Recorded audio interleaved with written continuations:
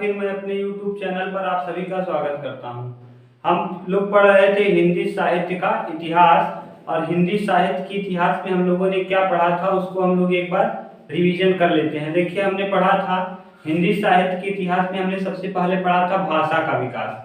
भाषा के विकास में हमने देखा था सबसे पहले संस्कृत भाषा का विकास हुआ, जो दो भागों में बटा, एक वैदिक संस्कृत, दूसरा लौकिक संस्कृत। वैदिक संस्कृत का जो समय काल रहा वो 2000 बीसी से 1000 बीसी तक रहा, और लौकिक संस्कृत का समय काल 1000 बीसी से 500 बीसी तक। उसके बाद आया पाली। पाली का समय काल जो रहा वो 500 बीसी से 0 एडी तक रहा।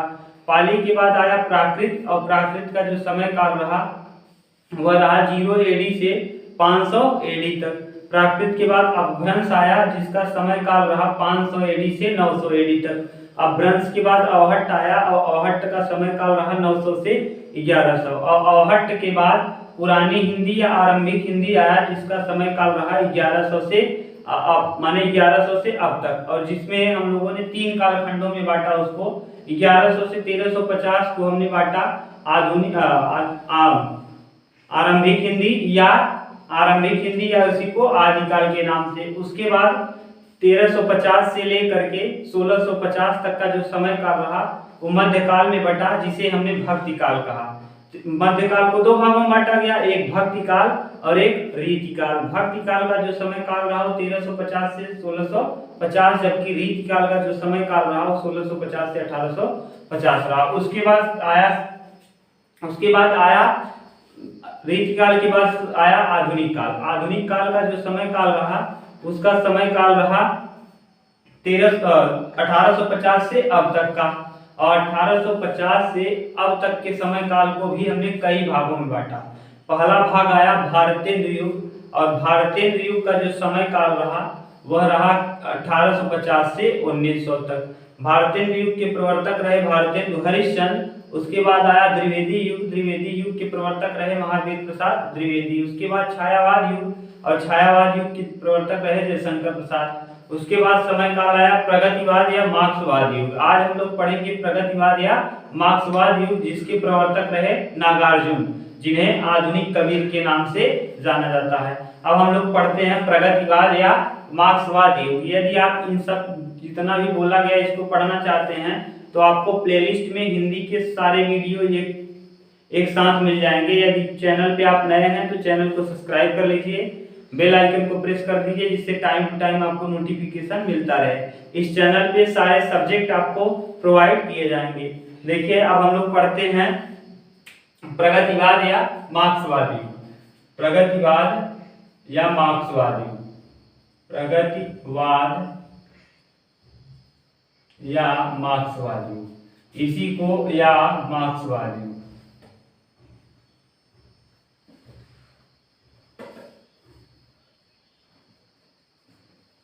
इसका जो समय काल रहा 1936 से लेकर 1943 तक रहा। 1936 से 1943 तक रहा। इसके प्रवर्तक रहे नागार्जुन। प्रगतिवाद के प्रवर्तक रहे हैं नागार्जुन। प्रवर्तक इसके प्रवर्तक रहे हैं नागार्जुन।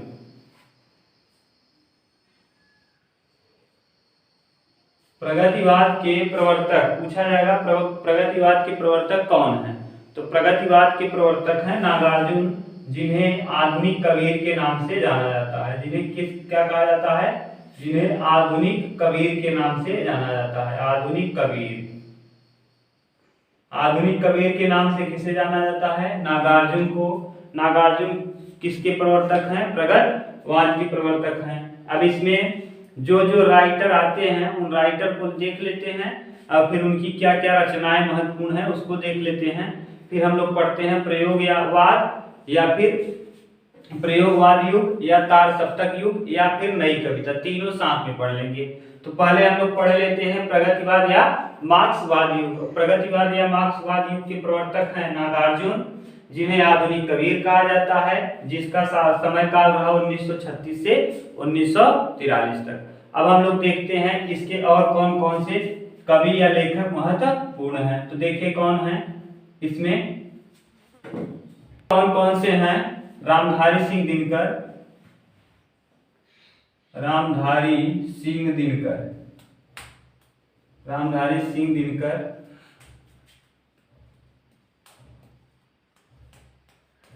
विष्णु प्रभाकर, विष्णु प्रभाकर, अमृत राय,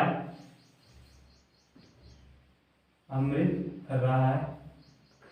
ये अमृत राय वही अमृत राय हैं जिन्होंने मुंशी प्रेमचंद की जीवनी लिखा है, कलम का सिपाही। अमृत राय ने मुंशी प्रेमचंद का जीवनी लिखा है, कलम का सिपाही। वही अमृत राय हैं जिन्होंने मुंशी प्रेमचंद के कलम का सिपाही लिखा है। आएंगे आचार्य हजारी प्रसाद द्विवेदी, आचार्य हजारी प्रसाद द्विवेदी, हजारी प्रसाद द्विवेदी।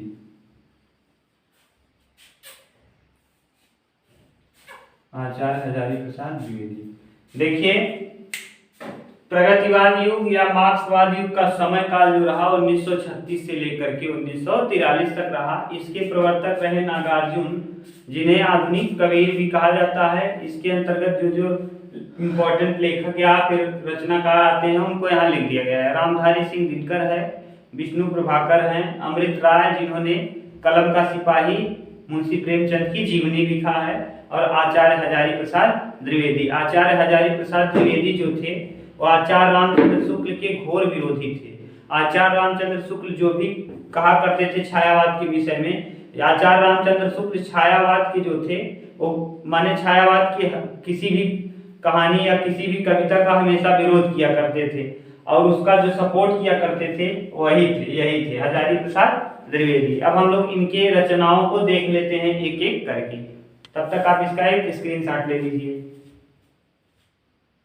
देखिए, इनमें से जितने भी लेखक हैं इनकी रचनाएं इंपॉर्टेंट हैं, और ये सब प्रगतिवाद के हैं। प्रगतिवाद या मार्क्सवाद जिसके प्रवर्तक रहे नागार्जुन। देखिए, रामधारी सिंह दिनकर, जिनका उर्वशी, कुरुक्षेत्र, हुंकार, परशुराम प्रतीक्षा, अर्धनारीश्वर, संस्कृत के 4 अध्याय, सीपी और शंख, रसवंती। उर्वशी के बाद हुंकार। उर्वशी जो है इसके लिए इन्हें 1972 ईस्वी में ज्ञानपीठ पुरस्कार मिला था। रामधारी सिंह दिनकर को किसके लिए मिला है ज्ञानपीठ? तो इसी के लिए, उर्वशी के लिए रामधारी सिंह दिनकर को ज्ञानपीठ पुरस्कार मिला है।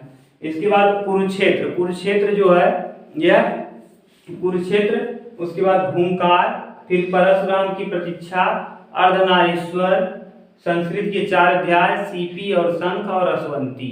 फिर से एक बार देख लीजिए, उर्वशी, कुरुक्षेत्र, हुंकार, परशुराम प्रतीक्षा, अर्धनारीश्वर, संस्कृत के 4 अध्याय, सीपी और शंख, रसवंती। उर्वशी, हुंकार, कुरुक्षेत्र, संस्कृत के 4 अध्याय, परशुराम प्रतीक्षा, सीपी और शंख, अर्धनारीश्वर और रसवंती। अब इसके बाद आ गए आचार्य हजारी प्रसाद द्विवेदी। इनका निबंध जो इम्पोर्टेंट है, अशोक के फूल और कुटज। अशोक के फूल और कुटज, आचार्य हजारी प्रसाद द्विवेदी के अशोक के फूल और कुटज, अशोक के फूल और कुटज। उसके बाद इनका उपन्यास है बाणभट्ट की आत्मकथा और अनामदास का पोथा। बाणभट्ट की आत्मकथा और अनामदास का पोथा। उसके बाद देखिए, अमृत राय है, कलम का सिपाही। कलम का सिपाही ये जीवनी है। कलम का सिपाही जो अमृत राय ने लिखा है ये जीवनी है। और किसकी जीवनी है? तो मुंशी प्रेमचंद की। मुंशी प्रेमचंद की जीवनी को लिखा है किसने? अमृत राय ने, जिसका नाम है कलम का सिपाही। कलम का सिपाही इसलिए उन्होंने लिखा है क्योंकि इन्होंने अपने कलम से एक क्रांति ला दिया।